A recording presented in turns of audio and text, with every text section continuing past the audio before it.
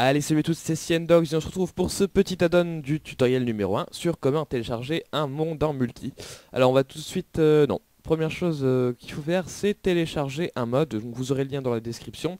Le mode, il s'appelle Word Downloader, donc il est disponible jusqu'à la version 4.5.1, 4.1.4.5, pardon, j'ai tout mélangé. Et donc on va se connecter sur un serveur multijoueur. Voilà, donc on se retrouve sur un serveur multijoueur. Je vais me loguer.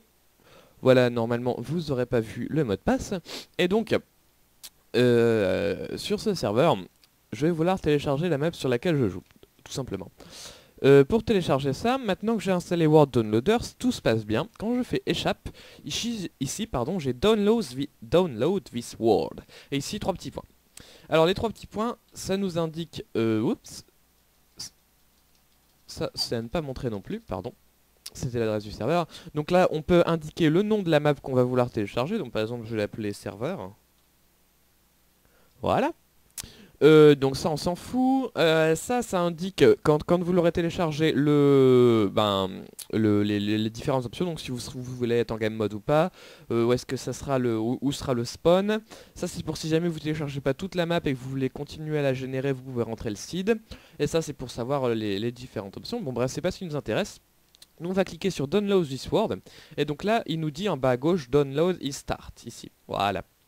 Donc maintenant je vais me balader et tous les chunks auxquels tous les chunks que je vais télécharger du serveur, c'est-à-dire juste ceux là-bas, juste tous ceux qui sont chargés, ils vont être rechargés sur la map que je suis en train de télécharger.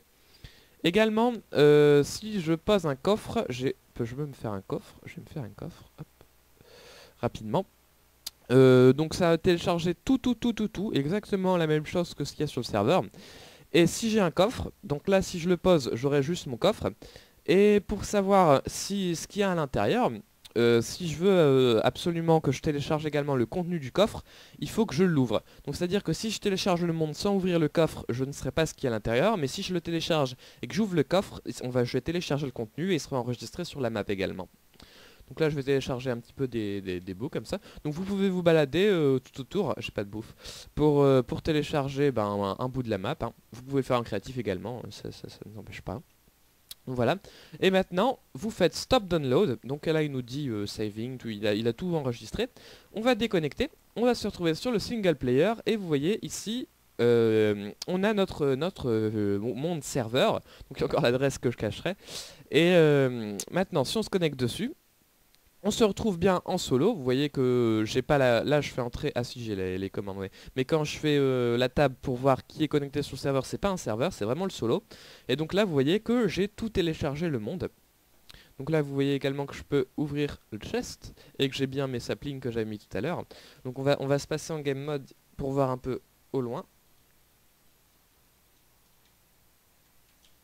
J'ai même pas la permission sur mon propre monde de me passer en game mode, c'est magnifique. Enfin bref, et donc voilà, j'ai téléchargé le monde du serveur en solo, et donc cette map, je vais pouvoir la convertir en fichier Cinema 4D. Tout simplement, voilà, petit tutoriel très simple. Ouh, il pleut. Petit tutoriel très simple pour vous montrer comment on télécharge une map à partir d'un serveur dans Minecraft. C'était CNDogs et on se retrouve bientôt, allez salut à tous.